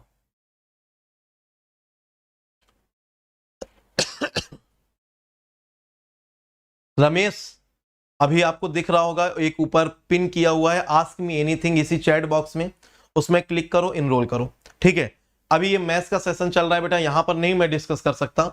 आप आस्क मी एनीथिंग में आ जाना, और 11:30 के बाद है ना, सबसे लास्ट में आपका मैं क्वेश्चन डिस्कस कर लूंगा, या सबसे पहले आपका क्वेश्चन डिस्कस कर लूंगा। ठीक है, तो आपको जो भी डाउट है आप पूछ लेना। ओके, अभी मैथ्स की क्लास है, बीच में यहां पर डिस्टर्ब नहीं करेंगे। ओके, तो ये हमारा आ गया सैंपल स्पेस। अब बेटा जब ये आ गया ना, तो जब 3 डाइस की सिंपल प्रोबेबिलिटी पूछेगा, एक तो प्रोबेबिलिटी ये होगी कि ये 3 डाइस थ्रो कर रहे हैं, तीनों में या 3 में से 2 में 1 आने की प्रोबेबिलिटी। ठीक है, इस टाइप से पूछेगा, तो ये हम लोग बाइनोमियल से सॉल्व करते हैं, क्योंकि जब इसके सैंपल स्पेस बहुत ज्यादा हो जाए, उसको काउंट नहीं किया जा सकता हो, जब हमारा इवेंट की बात करें तो हम उसको फिर बाइनोमियल की तरफ शिफ्ट कर देते हैं। तो अगर 3 डाइस का क्वेश्चन आया तो क्या आएगा, मिनिमम नंबर की probability, the sum of the minimum number of all 3 throw, the sum of the minimum number of all 3 throw. तो मिनिमम नंबर क्या होगा, तीनों में 1 आ जाए तो 1 + 1 + 1 3 नंबर। ठीक है, तो जैसे वहां पर हमने 2 नंबर का एक बनाया था, ऐसे आप 3 नंबर का बना सकते हो क्या। यहां पर कहां से स्टार्ट होगा, 3 से, और मैक्सिमम कितना होगा 18 तक। अरे तीनों में 6 6 6 आ जाए तो 18, और तीनों में 1 1 1 आ जाए तो 3 से लेकर 18 तक, बस काउंट कर लो। ठीक है, लेकिन अगर आपसे क्वेश्चन पूछेगा तो कैसे पूछेगा, मिनिमम 3 नंबर की, मिनिमम 18 की प्रोबेबिलिटी, मैक्सिमम की प्रोबेबिलिटी। अब ये काउंट करना कि मिड में कौन सा पड़ेगा। अगर मिड में एक नंबर है, जैसे 3, फिर ये 4, तो यहां पर क्या आएगा 17। ठीक है, ऐसे 4 5, तो ये क्या आ जाएगा 16, ये 6, तो यहां पर क्या आ जाएगा 15, यहां पर हमारा 7, तो ये क्या आ जाएगा 14, यहां पर हमारा 8, तो ये आ जाएगा 13, यहां पर हमारा 9, तो ये आ जाएगा 12, यहां पर आ जाएगा हमारा 10, तो ये आ जाएगा बेटा 11। अब देखो ये 10, ये 11, यहां पर एक नंबर नहीं, जैसे वहां पर 7 आया था, यहां मैक्सिमम प्रोबेबिलिटी आइदर 10 और 11, मैक्सिमम प्रोबेबिलिटी आइदर 10 और 11, इनके बीच में कोई नंबर ही नहीं है। अगर इनके बीच में कोई नंबर होता तो उसकी प्रोबेबिलिटी सबसे ज्यादा हो जाती, और नंबर नहीं है तो सबसे ज्यादा प्रोबेबिलिटी किसकी होगी, 10 और 11 दोनों की इक्वल प्रोबेबिलिटी होगी। और जब 3 डाइस को थ्रो करते हैं तो किसी मैक्सिमम टाइम्स किसी नंबर के सम ऑफ नंबर के अकरेंस की प्रोबेबिलिटी है ना, वो हम निकाल सकते हैं। और वो नंबर कौन से होंगे, वो नंबर होंगे 10 और 11। अगर आपसे कभी पूछा जाए 3 डाइस में मैक्सिमम प्रोबेबिलिटी किस नंबर के आने की होती है, तो 10 और 11 की, याद कर लो, आंख बंद करके लिख लो। कैसे, उसी तरह से निकाला जैसे 2 डाइस का निकाला था। अब कितनी होती है ये आपको सॉल्व करना पड़ेगा। कैसे सॉल्व करना पड़ेगा ये आप दिमाग लगाइए। ठीक है, अब ये थोड़ा सा दिमाग आप लगाइए कि कैसे सॉल्व करेंगे। जैसे 2 नंबर का निकला था ऐसे 3 नंबर का आता है, लेकिन इतना डीपली क्वेश्चन नहीं पूछता बेटा गेट में। ये क्वेश्चन आते हैं आईईएस के एग्जाम में। ये 3 डाइस का, मैक्सिमम का या पर्टिकुलर नंबर का अगर क्वेश्चन पूछा जाता है तो ज्यादा से ज्यादा स्टार्टिंग के 3 और 4 का, या फिर लास्ट में 17 और 18 का, और या फिर 10 और 11 का। बस 3 डाइस में मैक्सिमम इनके नंबर पूछे जाते हैं, वो भी आईईएस में, गेट एग्जाम में नहीं। गेट एग्जाम में एक ही बार पूछा गया है, बाकी नहीं पूछा गया किसी भी ब्रांच में। तो इसलिए यहां पर बहुत ज्यादा हेडेक लेने की नीड नहीं है। जब भी 3 डाइस की बात करेगा देन फिर आगे हम डिस्कस करेंगे, और उसको हम किससे सॉल्व करेंगे, फिर वहां 3 नहीं, फिर वहां 10 डाइस, 9 डाइस, 20 डाइस ऐसे बात करता है, और फिर बाइनोमियल से सॉल्व करते हैं। तो जब बाइनोमियल पढ़ाऊंगा इस टाइप के क्वेश्चन वहां सॉल्व कराऊंगा। इसी तरह 4 डाइस फिर हम लोगों को सॉल्व करने की नीड नहीं है, या हम लोग किससे सॉल्व करेंगे, बाइनोमियल से, बाइनोमियल डिस्ट्रीब्यूशन, क्योंकि ये एक रैंडम डिस्ट्रीब्यूशन का पार्ट हो जाएगा, तो फिर वहां पर सॉल्व करेंगे। अब हम आ जाते हैं डेकाप कार्ड में। हेलो बेटा, हेलो सचिन, बस कंटिन्यू करो यार, पढ़ते रहो, है ना। जो चीज आपको मिल रही है उसको थोड़ा तवज्जो दो, और अपने कैरियर के लिए थोड़ा सा फाइट करो, फेस करो, सिंसियर बनो, और आप लोग रैंक लेके आओगे। अब आपको एक रियलिटी बता दूं बेटा, शायद आपको नहीं पता हो, इस बार गेट 22 में AIR 8 सात्विक Verma, Vellore institute of technology का बंदा था, कानपुर में उसका रेजिडेंस है, ठीक है। उसने जस्ट यूट्यूब से ही पढ़ाई स्टार्ट की, थोड़ा सा अपना एफर्ट दिया, जितने भी लेक्चर हमने कराए थे उसको कराया, उसने किया, और AIR 8 उसका रिजल्ट था गेट 22 में। जब उसका रिजल्ट आया, फोन किया, नाइट में मैं तो सेशन में बिजी था, फोन आया, मैं नहीं रिसीव कर पाया, फिर मैंने बाद में कॉल किया, रात की 2 या 3 बजे की बात होगी, रोने लगा, बोलता सर मुझे उम्मीद ही नहीं थी कि मैं यूट्यूब से प्रिपरेशन करके भी 8th रैंक ला सकता हूँ, ठीक है। एक सेशन मैंने लिया है उसके साथ, आप देखिएगा प्लेनेट गेट पे पड़ा हुआ है, उसने सारी चीजें बताई हैं। तो ऐसा नहीं है। और IIT उसका ये नहीं एम था कि मैं कहीं पर PSU में जाऊं, IISc बंगलौर में उसने एडमिशन ले लिया है, और उसका एम ही यही था कि मुझे IISc बंगलौर जाना है, उसका एम ही यही है कि मुझे टीचिंग फील्ड में आना है। कह रहा है मैं सर एमटेक करूंगा, PhD करूंगा, और वापस से किसी कॉलेज में असिस्टेंट प्रोफेसर बनूंगा, और फिर वहां पर बच्चों को पढ़ाऊंगा, क्योंकि सर कॉलेज में हमें अच्छा नहीं पढ़ाया गया। तो आपका भी कोई एक ऐसा एम होना चाहिए ना कि सर मुझे लाइफ में ये अचीव करना है, ये करना है। ये थोड़ी कि चलो घूमते घामते चले गए, सर हाँ देख लिए, हाँ पढ़ा तो रहे हैं सर, चलो फिर कल कवर करेंगे। बेटा कल कभी नहीं आता। अगर ये सोचोगे बाद में रिकॉर्डेड फॉर्म में कर लूंगा, तो बहुत सारे लेक्चर हैं जो कभी आप कंप्लीट नहीं कर पाएंगे, ठीक है। जो ऑलरेडी पढ़े उनको करो रिकॉर्डेड फॉर्म में, जो लाइव चल रहा है उसको लाइव करो, आपको बेनिफिट मिलेगा, आपको फील आएगा, ठीक है। चलो, तो सात्विक वर्मा से कुछ सीखो। और आप लोगों के लिए बेटा AAI है ना, एयरपोर्ट अथॉरिटी ऑफ इंडिया, इसका फॉर्म आया हुआ है, जिसकी लास्ट डेट 3 दिन बाद है, 14th को। तो अभी अप्लाई कर देना, ठीक है। जो भी उसका फी वगैरह है भर दो। 400 वैकेंसी है, 400 वैकेंसी है, बहुत अच्छी अपॉर्चुनिटी है। और उसका मैंने कल के दिन सेशन भी लिया था, है ना, AAI के बंदे के साथ में ही लिया था। जस्ट आपको फिजिक्स केमिस्ट्री 12 की पढ़नी है, इंजीनियरिंग मैथमेटिक्स ये वाली पढ़नी है, और कुछ GK GS और FT रीजनिंग वर्बल ये वाला पोर्शन करना है। आपका उसमें सिलेक्शन हो सकता है। कंपटीशन बहुत टफ नहीं होता, और उसका जो CTC है वो 12 लाख पर एनम है, मतलब ऑन एवरेज 1 लाख रुपए सैलरी है। कोई भी बेटा मिस मत करना। इस समय जो भी फॉर्म है, फाइनल ईयर एलिजिबल है ना, और पास आउट एलिजिबल है। जब वहां पर सिलेक्शन होगा तब आपके पास डिग्री होनी चाहिए। तो अप्लाई कर देना HPCL का, फैक का, और इसके अलावा DRDO का, इसके अलावा बेटा इसका AAI का, है ना। ये सारे फॉर्म अप्लाई कर देना, एक बार देख लेना। फुल नोटिफिकेशन सुमित सर ने इसी प्लेनेट गेट में पूरा डिटेल आपको बताया है। बेटा तैयारी करो और फॉर्म अप्लाई करते रहो। कोई भी फॉर्म, एक भी वैकेंसी हो, अप्लाई करना, क्योंकि आपको नहीं पता कि आपका वो वैकेंसी शायद आपका ही वेट कर रही हो, है ना। और आपको सिलेक्शन के लिए एक ही वैकेंसी चाहिए, ज्यादा नहीं चाहिए। और जहां पर वैकेंसी कम होती है वहां सिलेक्शन का चांस ज्यादा होता है, क्योंकि ज्यादातर लोग छोड़ देते हैं कि वैकेंसी कम है, क्या करेंगे। अप्लाई कर देना। AAI की लास्ट डेट 14 है, 400 वैकेंसी है, अप्लाई कर देना बेटा, ठीक है। चलो, अब ये देखते हैं डेक ऑफ कार्ड। सर ये कितने कार्ड हैं, ये कितने कार्ड हैं, तो आप याद कर लीजिए। डेक ऑफ कार्ड ये होते हैं बेटा 52 कार्ड्स। कितने होते हैं? 52 कार्ड्स होते हैं। सर मैं 4th ईयर में हूं। बेटा अप्लाई करो, फाइनल ईयर वाले अप्लाई कर सकते हैं, है ना। बस ये देख लेना, शायद फाइनल ईयर वाले जब अप्लाई कर सकते हैं, एक बार चेक कर लेना। मुझे लग रहा है कि उनकी डिग्री आपकी आ नहीं पाएगी ना।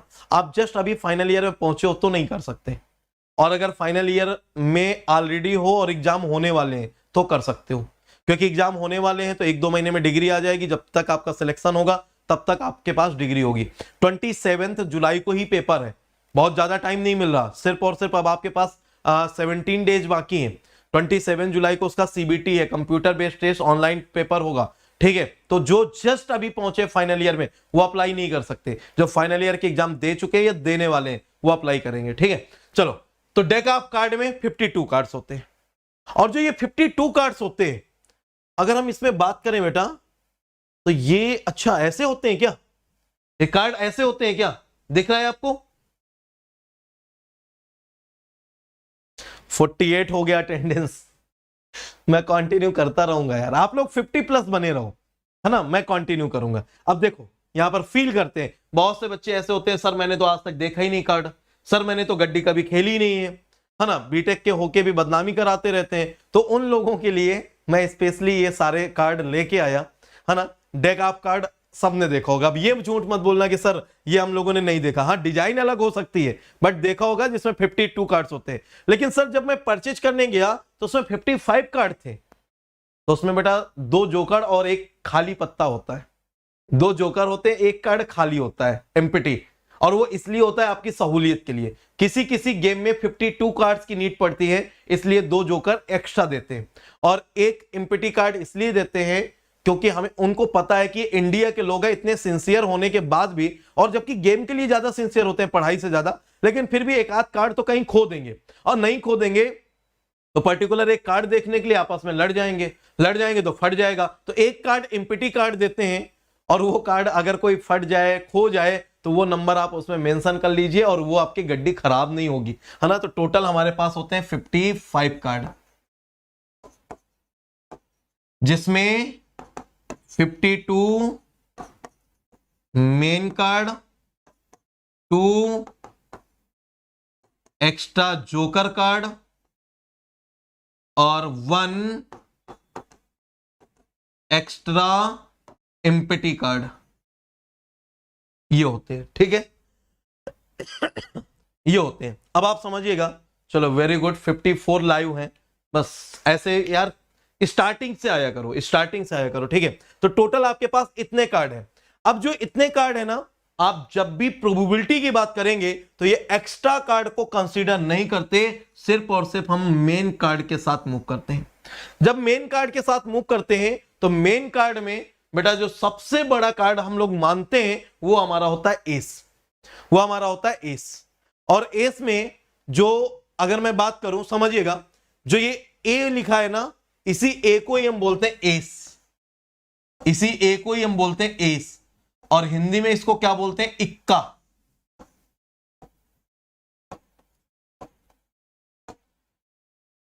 क्या बोलते हैं इसको, इक्का। ये एस कार्ड को ही इक्का बोलते हैं, जिसमें भी ए लिखा होता है। अब यहां पर जो आप देख रहे हो, ये उल्टा करके हार्ट बना है और काला हो गया है ना, इसको बोलते हैं स्पेड।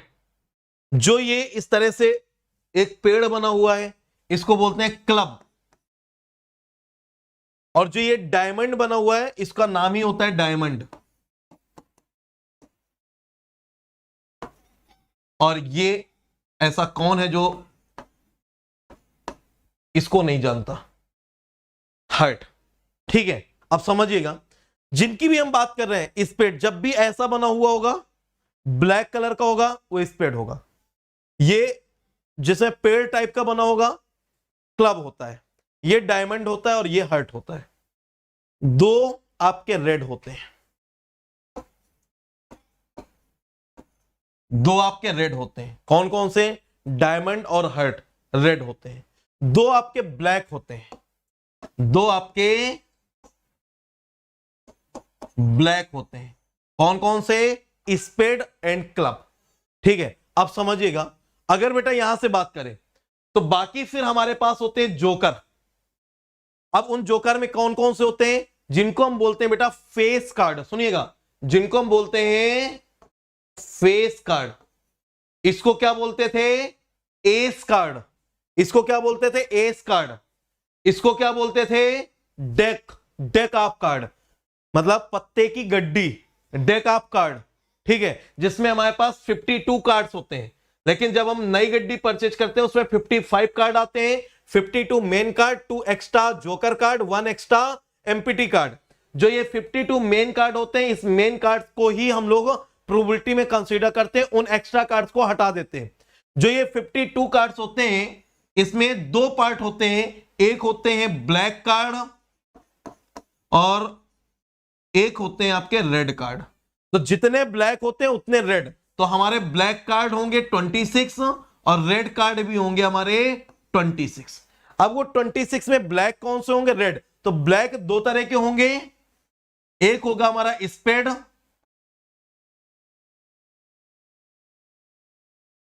और एक होगा हमारा क्लब। ठीक है। और जब हम बात करते हैं बेटा रेड की, तो रेड भी दो तरह के होते हैं, एक होता है हमारा हार्ट और एक होता है हमारा डायमंड। डायमंड का साइन ये है और हार्ट का साइन ये। इतना क्लियर है। चलो, अब जो सबसे बड़ा कार्ड माना जाता है वो कार्ड होता है बेटा आपका किसका? एस का। एस 4 होते। ठीक है, अब समझिएगा। अब उसके बाद हम बात करते हैं, ये फेस कार्ड बोले जाते हैं। वो एस कार्ड, ये फेस कार्ड। ये फेस कार्ड होते हैं। कौन कौन से होते हैं बेटा? अगर हम बात करें तो देखो, ये डायमंड का जे, जे मीन्स होता है जोकर। जे मीन्स होता है जोकर। क्यू मीन्स होता है क्वीन और के मीन्स होता है किंग। किंग को बोलते हैं बादशाह। किंग को क्या बोलते हैं? बादशाह। क्वीन को क्या बोलते हैं? रानी या बेगम। और इसको जैक या जोकर, इसको क्या बोलते हैं? जैक या जोकर। और हिंदी में इसको बोलते हैं गुलाम। राजा मतलब बादशाह, बेगम मतलब रानी, और तीसरा जैक मतलब गुलाम। ठीक है, देखना ये डायमंड के हैं, इसी तरह 3 हार्ट के हैं, इसी तरह 3 क्लब के हैं, और इसी तरह 3 ये आपके स्पेड के। तो अब आप समझिएगा, एक स्पेड का एस था, 3 स्पेड के जैक क्वीन किंग है, इसी तरह सब में स्पेड के 3, क्लब के 3, डायमंड के 3 और इसके 3। इसी तरह एस 1 1 1 1 हो गए, और बाकी जो बचे हुए हैं वो ये हो गए। 1 हो गया, फिर 2 3 4 5 6 7 8 9 10। अगर हम सबको यहां पर कंसीडर कर लें तो यहां पर और क्या आ जाएगा? एक हमारा आ जाएगा जैक, फिर आ जाएगा क्वीन, फिर आ जाएगा किंग, और एक आ जाएगा एस। तो टोटल अब काउंट करो, 1 2 3 4 5 6 7 8 9। 9 इनको बोलते हैं बेटा नंबर कार्ड। इनको बोलते हैं नंबर कार्ड। मुझे पता है बहुत से लोगों ने अपने हॉस्टल में बहुत खेला होगा, है ना, लेकिन जब पर्टिकुलर टर्म में पूछ लिया जाता है प्रोबेबिलिटी में तो हम लोग कंफ्यूज हो जाते हैं, इसलिए मेरा बताना फर्ज है। तो इनको बोलते हैं number card. Jack queen king इनको बोलते हैं फेस कार्ड, और ए इसको बोलते हैं एस कार्ड। ठीक है, अब टोटल 9 ये थे, 3 ये थे, 12 और एक ये था 13। तो 13 कार्ड होंगे आपके किसके? डायमंड के। 13 कार्ड होंगे आपके क्लब के, 13 होंगे आपके हार्ट के, और 13 होंगे आपके स्पेड के। तो 13 + 13 + 13 + 13 टोटल हो गए हमारे 52। Got it? ये बात समझ में आई? चलो,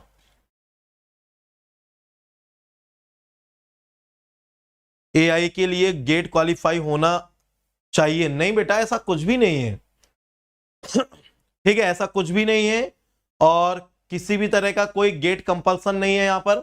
ये नॉन गेट वैकेंसी है ना। आपने अभी तक मेरा टेलीग्राम ग्रुप ज्वाइन नहीं किया, ज्वाइन कर लो, discussion@silencer या प्लैनेट गेट केमिकल, है ना, आप सर्च कर लो, टेलीग्राम में जाके ज्वाइन कर लो। और इसके बाद वहां पर आपको सारी इंफॉर्मेशन मिलती रहेगी। कल मैंने एक सेशन भी लिया था, है ना, तो आपको सारी इंफॉर्मेशन मिलती रहेगी। चलो,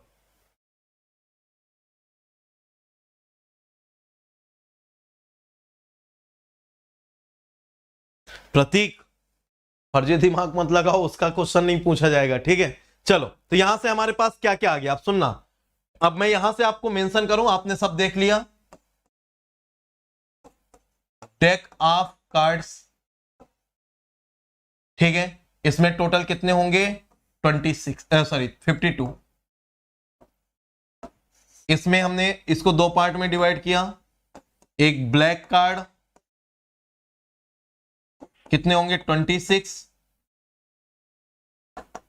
रेड कार्ड कितने होंगे? 26। फिर इनको 2 पार्ट में डिवाइड किया। स्पेड, क्लब, इसके कितने होंगे? 13। इसके कितने होंगे? 13। इसको अभी दो पार्ट में डिवाइड किया, हर्ट और डायमंड। इसके कितने होंगे 13, इसके कितने होंगे 13। अब जब हम बात करें हर्ट में तो एक होगा एस, 3 कार्ड होंगे फेस और 9 कार्ड होंगे नंबर। एस, ए, फेस, जे, क्यू, के और नंबर 2 से लेकर 9 तक। और सब ऐसे ही होंगे, सब ऐसे ही होंगे। इसमें बेटा ace, face, jack, queen, king और नंबर कितने 9, 2 से लेकर 9 तक। ठीक है, इसी तरह क्लब में होंगे, इसी तरह डायमंड में। अब देख लो 13 है तो एक ये हो गया, 3 ये हो गए, 9 ये हो गए, 13 हो गए, ये भी 13, ये भी 13, ये भी 13, 13 प्लस 13 26, ये 13 प्लस 13 26, 26 प्लस 26 52। ये हमारा पूरा। ठीक है, अब आप भी सोचोगे सर हमें कार्ड खेलना सिखाएंगे, अब बताओ आप क्या खेलें, कौन सा गेम खेलते हो भाई, स्टार्ट करें, कौन सा गेम खेलें। एक तो बहुत फेमस गेम होता है लकड़ी, है ना, एक होता है रमी, एक होता है डमी, और एक होता है दहला पकड़, एक होता है कोर्ट पीस, एक होता है मैरिज, एक होता है डाइवोर्स। कौन सा गेम खेलें बताओ। चलो जो भी खेलना है आपको, हम खेलते हैं प्रोबेबिलिटी का गेम। आ जाते हैं प्रोबेबिलिटी के गेम में। अरे यार खत्म हो गया क्या पेज, चलो मैं इसी को रफ कर दे रहा हूं, है ना। आपको स्क्रीनशॉट लेना हो ले लेना जल्दी से, और लेने की क्या ही नीड है, सबको पता है ना। चलो यहीं पर कंटिन्यू करते हैं। अब हम आते हैं बेटा, हाँ, जैकपॉट, नेपोलियन, ठीक है, पबजी। ये बेटा पबजी इसका गेम नहीं होता कार्ड का, ठीक है। चलो स्टार्ट करते हैं। हम आपसे जस्ट बोले what is the probability of getting S, what is the probability of getting S. कितने एस थे 4, 4/52, ठीक है। Probability of getting face card, है ना। और ये हम मान के चल रहे हैं हम सिर्फ उस डेक ऑफ कार्ड से एक कार्ड को ड्रा कर रहे हैं, डेक ऑफ कार्ड से 1 कार्ड ड्रा कर रहे हैं। 1 card is drawn from deck of card, then the probability of getting ace card, then what is the probability of getting ace card, कितना हो जाएगा 4/52। फेस कार्ड कितना हो जाएगा सर 3 3 3 3, कितना हो जाएगा 12/52। Probability of getting number card, number card 9 + 9 + 9 + 9 कितना हो जाएगा 36/52। कितना हो जाएगा बेटा नंबर कार्ड, नंबर कार्ड। अरे 52 में ये 12 और ये 4 माइनस कर दो, मतलब 16 माइनस कर दो, 52 - 16 36, ठीक है। अच्छा, अगर बोला जाए probability of getting any card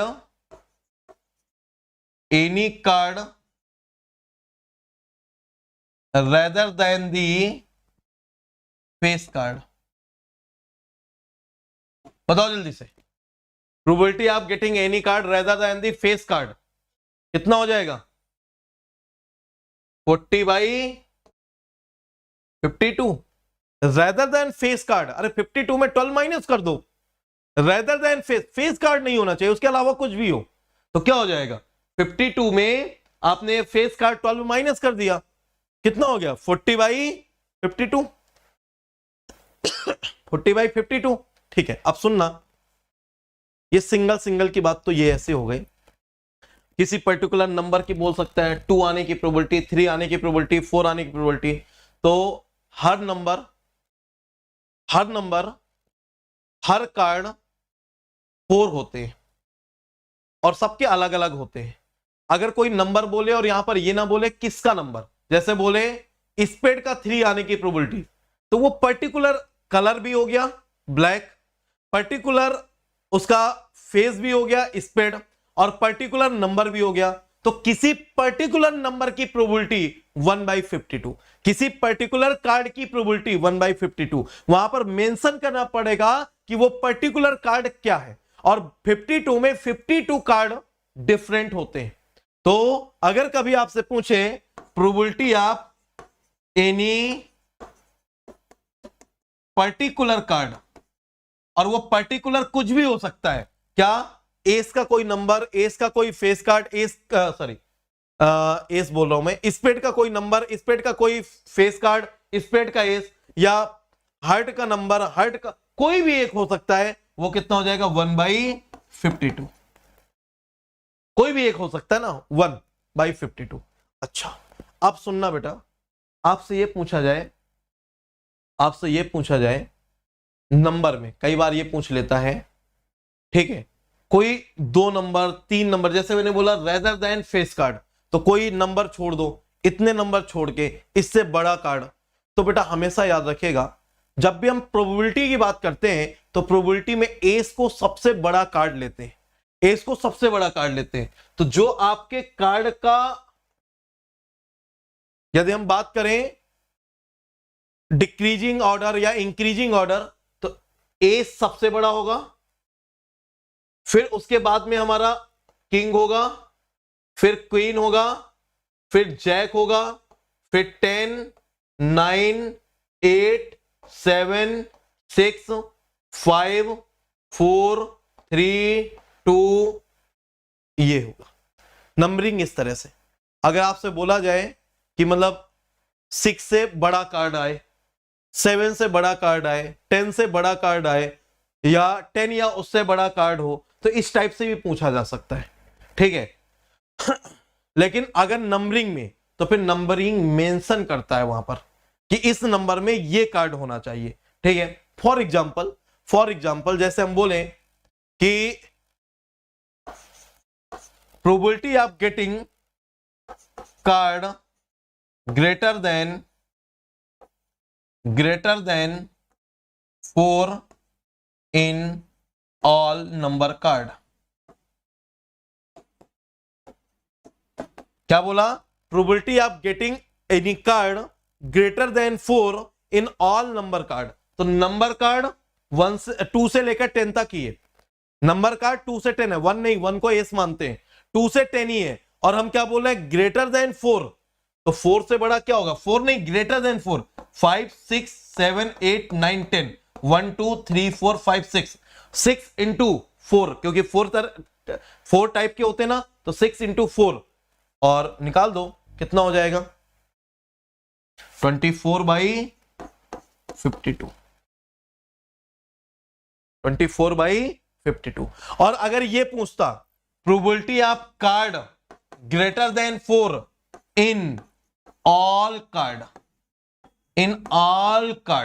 number card नहीं, इन ऑल कार्ड, तो बेटा 4 से बड़ा जैक, क्वीन, किंग और एस, इन सबको हम लोग प्रोबेबिलिटी में बड़ा मानते हैं, और ये उसका एक सीरीज मानते हैं, सबसे बड़ा एस, सबसे छोटा 2। तो अब इसके बाद 1 2 3 4 5 6 7 8 9 10, तो 10 इंटू 4 कितना हो जाएगा? 40/52। बात समझ में आई? बात समझ में आ गई ना? ये कार्ड गेम है और क्या ही पूछेगा, ठीक है। इस टाइप से आपसे क्वेश्चन पूछता है और इसी के साथ में आपकी सिंपल प्रोबेबिलिटी कंप्लीट होती है, ठीक है। और सिंपल प्रोबेबिलिटी अगर हम बोले सर और वो वाले नहीं बताएंगे क्या जिसमें बॉक्स में बॉल निकालना है, तो बेटा ये सिंपल प्रोबेबिलिटी का पार्ट नहीं होता है ना। अब सिंपल सा अगर आपको बोला जाए कि एक बॉक्स में 10 बॉल है, 5 ग्रीन है, 4 रेड है, 1 ब्लैक है, तो ब्लैक निकालने की प्रोबेबिलिटी तो 1/10, ग्रीन निकालने की प्रोबेबिलिटी 4/10, है ना। तो इस तरह से आप इजीली निकाल सकते हैं। तो अब आप ये समझ गए सिंपल प्रोबेबिलिटी कैसे निकालते हैं। कल से स्टार्ट करेंगे नया टॉपिक जिसमें हम एक्सियम्स ऑफ प्रोबेबिलिटी की बात करेंगे और कंडीशनल प्रोबेबिलिटी की बात करेंगे। इसी कंडीशनल प्रोबेबिलिटी में ही बेटा आप पढ़ोगे कि जो हमारे इंडिपेंडेंट इवेंट होते हैं वो कंडीशंस दे देगा ना कि इंडिपेंडेंट है या नहीं है, मेमोरी सेव है या नहीं है। तो हम लोग ये स्टार्ट करेंगे जहां पर हम लोग बात करेंगे बेटा कंडीशनल प्रोबेबिलिटी की। कंडीशनल प्रोबेबिलिटी में हम पढ़ेंगे एक्सियम्स, उनकी सारी प्रॉपर्टीज, है ना, कब हमारा यूनियन होता है, कब इंटरसेक्शन होता है, कहां पर हमें कैसे इसको यूज करना है ना, कहां पर हमारा कैसे फिर कंडीशनल वाइज कैसे मूव करना है, फिर वो एक दूसरे पर कैसे डिपेंड करता है, तो वो डिपेंडेंसी पूरा चेक करेंगे। वो सारी चीजें कल से स्टार्ट करेंगे। तो प्रोबेबिलिटी का जो इजी वाला पार्ट था वो आज कंप्लीट हुआ और अब नेक्स्ट लेवल का पार्ट हम कल स्टार्ट करेंगे और उसके साथ मूव करेंगे, ठीक है। ग्रेटर देन इक्वल होता तो बेटा इक्वल भी ले लेते, 4 और ऐड हो जाता, है ना। अगर ग्रेटर देन आर इक्वल होता तो ये 44 हो जाता और ये हमारा 28 हो जाता, बात खत्म। सर लास्ट वन रिपीट कर दीजिए। मैंने बोला बेटा probability of getting any card greater than 4 in all card, ठीक है, इन डेक ऑफ कार्ड। तो deck of card, all card, तो उसमें क्या हो जाता है 4 से ग्रेटर, तो ये 4 कैंसिल कर दो, 4 3 2 नहीं लेना, तो ये 3 कार्ड कैंसिल हो गए। और 4 तरह के होते हैं ना, स्पेड, डायमंड, हार्ट और क्लब। तो 4 इंटू 3 12, तो आउट ऑफ 52 में 12 माइनस कर दो तो 40/52, ठीक है। सर नोट्स कहां मिलते हैं इस क्लास का? बेटा जो मैं आपको पढ़ा रहा हूं, समझा रहा हूं, तो आप साथ साथ नोट करोगे ना, है ना। इतने लेजी क्यों बनना है कि सर इसके भी आप नोट्स बना के दे दोगे क्या, या कोई और बना के शेयर कर देगा क्या? बेटा जब भी मैं पढ़ाता हूं तो मेरी क्लास में नोट्स आप साथ में बनाते हुए चलेंगे। मैं पढ़ाता जाऊंगा, आप साथ में लिखते जाएंगे, है ना, साथ साथ अपने नोट्स बनाते हुए चलिए। और मैं इतना इसीलिए ऐसा नहीं बहुत फास्ट पढ़ा रहा हूं, एक नॉर्मल स्पीड में पढ़ाता हूं कि बहुत ज्यादा स्लो ना लगे, और जो भी नोट्स बना रहा होगा वो साथ में नोट्स बनाते हुए चले। बेटा नोट्स मैं कभी किसी के शेयर नहीं करता, और अगर मेरे नोट्स खुद के भी होंगे तो भी मैं नहीं दूंगा, हालांकि है नहीं, झूठ क्यों बोलूं, लेकिन अगर होंगे भी तो नहीं दूंगा, और जिसके होते हैं उनको भी मना कर देता हूं। आप क्लास करिए, पढ़िए और अपने नोट्स खुद के बनाइए। खुद के नोट्स में बिलीव होता है, खुद के नोट्स में एक आपको कॉन्फिडेंस आता है, और खुद के नोट्स ही इंपॉर्टेंट होते हैं, ठीक है। चलो क्या ही पढ़ा है, गजब, थैंक यू डियर। तो आज की क्लास फिर यहीं पर एंड करेंगे, और होप सो आप लोग प्रोबेबिलिटी के अभी 3 लेक्चर में सिंपल प्रोबेबिलिटी कवर किए हो, मजा आया होगा। लेकिन आप अगर ये लगता है आपको कि सर प्रोबेबिलिटी टफ होती है, तो मेरे लाल एक एक स्टेप आगे आगे बढ़ते जाओ और आप खुद फील कर लोगे प्रोबेबिलिटी से ज्यादा इजी कोई टॉपिक हो ही नहीं सकता। कोई भी टॉपिक प्रोबेबिलिटी से ज्यादा इजी नहीं है, बस जस्ट मूव करो साथ साथ, मजा आएगा। अभी कंडीशनल प्रोबेबिलिटी आने दो, और फिर आपको लगेगा सर अच्छा ये तो इजी है ना, जैसे इसको लगा कि ये इजी है, आपको लगेगा सर कंडीशनल इजी है, सर डिस्ट्रीब्यूशन में चलेंगे तब पता चलेगा, और फिर वहां जाके क्या पता चलेगा, अरे यार ये तो उससे भी ज्यादा इजी है। तो सारी प्रोबेबिलिटी कंप्लीट हो जाएगी, लेकिन आपको कहीं ये फील नहीं है। बस मैंने एक चीज बोला, दिमाग मत लगाना, दिल से करो, जो समझा रहा हूं उसको फॉलो करो। जहां दिमाग लगाया वहां गड़बड़ हो जाएगा, और जहां पर रिश्ते दिल से चलते हैं ना, वहां दिमाग नहीं लगाया जाता, याद रखना ये बात। चलिए sir please don't stop, continue maths class. बेटा जैसे आज की स्ट्रेंथ रही है ना, बस मैं चाहता हूं 50+ डेली टच करता रहेगा, मैं करता रहूंगा, है ना। पहले ये थोड़ी देर के लिए 56 पहुंचा था, लेकिन आप लोग कंटिन्यू करते रहिए, 50+ आता रहेगा, मैं कंटिन्यू करता रहूंगा। लेकिन जो स्टार्टिंग की जो स्ट्रेंथ थी ना, वो हर्ट कर गई मुझे, है ना। आप लोग पढ़िए बेटा, आपका फायदा होगा, मैं डेफिनेटली पढ़ाऊंगा, मुझे भी मजा आता है ना। मेरी ये जर्नी ही स्टार्ट हुई थी आप लोगों की हेल्प के लिए।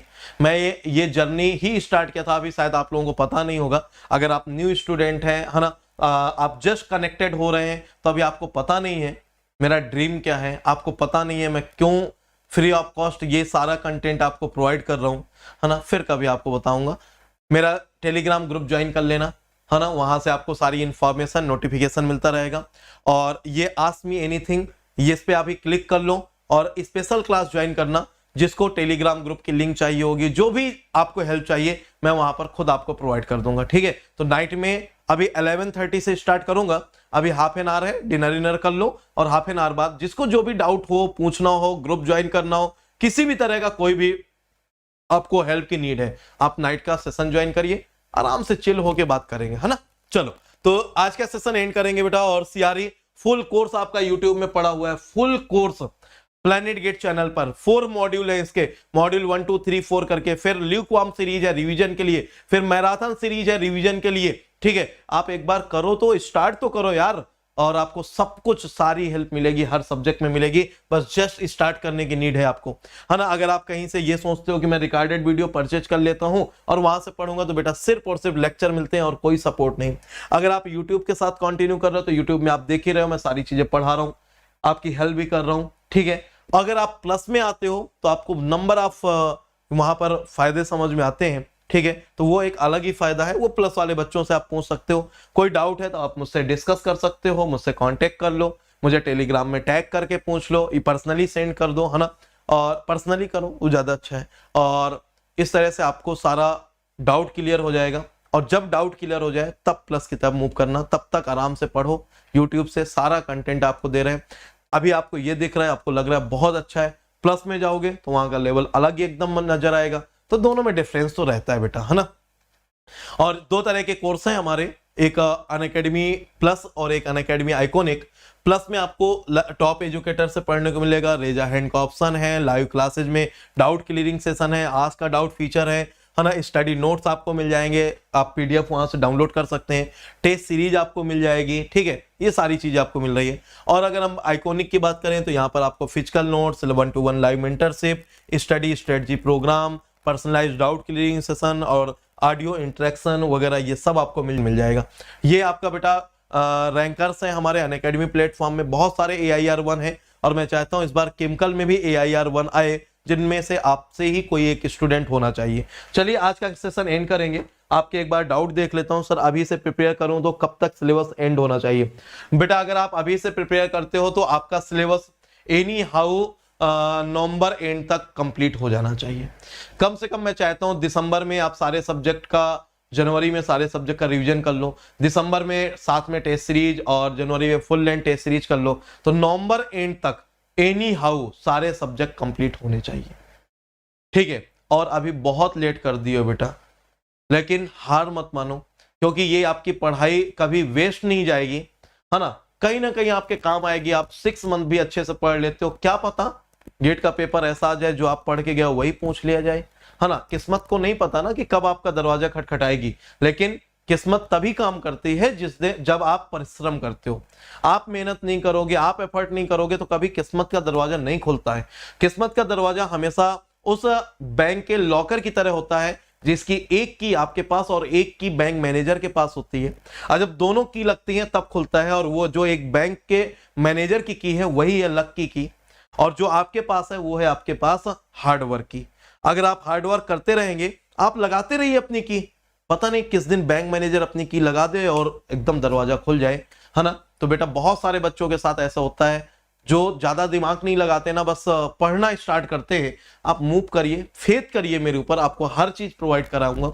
ठीक है, बस मूव करते जाइए, और एक दिन हो सकता है आपकी किस्मत की लग जाए और दरवाजा खुल जाए, किसी PSU से, किसी MNC से, किसी कंपनी से बहुत अच्छा पैकेज मिल जाए। मेरी बेस्ट विशेष दुआएं आपके साथ हैं। चलिए आज की सेशन एंड करें। सर प्लस में CT PD MO crash course मिलेगा? प्लस में तो मिलेगा। प्लस में आपको रैंक इंप्रूवमेंट बैच के नाम से, है ना, आपको सारे सब्जेक्ट का एक क्रैश कोर्स मिलेगा। लेकिन वो क्रैश कोर्स जो रहता है ना बेटा, वो सिर्फ और सिर्फ जस्ट एक रिवीजन कोर्स होता है। आप ये सोचो कि मैं क्रैश कोर्स से पढ़ के मैं बहुत अच्छे कॉन्सेप्ट क्लियर कर लूंगा, तो बेटा वो चीज नहीं है। ठीक है, मैं जस्ट आपको एक रियलिटी बता दूं बेटा। अगर मुझे जैसे कोई कोर्स मिलता है कि ये कोर्स आपको कराना है, तो मेरा एम बेटा रिवीजन कराना होता है। देखो क्रैश कोर्स और रिवीजन कोर्स में अंतर होता है, रैंक इंप्रूवमेंट बैच में अंतर होता है। जैसे लास्ट ईयर मैंने रैंक इंप्रूवमेंट बैच लिया, तो रैंक इंप्रूवमेंट बैच के टर्म में मैंने क्रैश कोर्स नहीं कराया, मतलब कि कोर्स नहीं करवा रहा हूं मैं, उसी में अच्छे स्टैंडर्ड की चीजें पढ़ा रहा हूं, उसमें और अच्छे लेवल की चीजें पढ़ा रहा हूं, तो दोनों में अंतर है। तो रैंक इंप्रूवमेंट बैच मिलेगा, आप उसको क्रैश कोर्स कह लो या कुछ भी कह लो, लेकिन वो तब ज्यादा हेल्पफुल होगा जब आप फुल कोर्स कर चुके होगे। ठीक है, बाकी बेटा आप कहीं से भी मूव करो, बस मूव करना इंपॉर्टेंट है। पूरा मैथमेटिक्स होगा क्या? अमन इतना लेट आके पूछ रहे हो, आपकी स्ट्रेंथ रहेगी, रिस्पॉन्स रहेगा, पूरा मैथमेटिक्स होगा, ठीक है। और बस बेस्ट फॉर्म में मूव करिए। 50+ स्टूडेंट प्रेजेंट रहेंगे, मैं पूरा मैथ्स कराऊंगा, ठीक। और ऑलरेडी 2 चैप्टर करवा चुका हूं, अगर आप लोग बोलेंगे तो मैं वो भी पढ़ा दूंगा, मुझे प्रॉब्लम नहीं है, बट आपकी प्रेजेंस होनी चाहिए।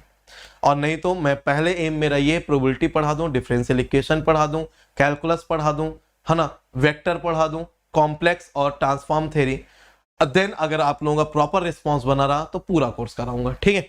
चलो तो अभी की क्लास एंड करते हैं। Thank you very much, love you all, take care and जय हिंद।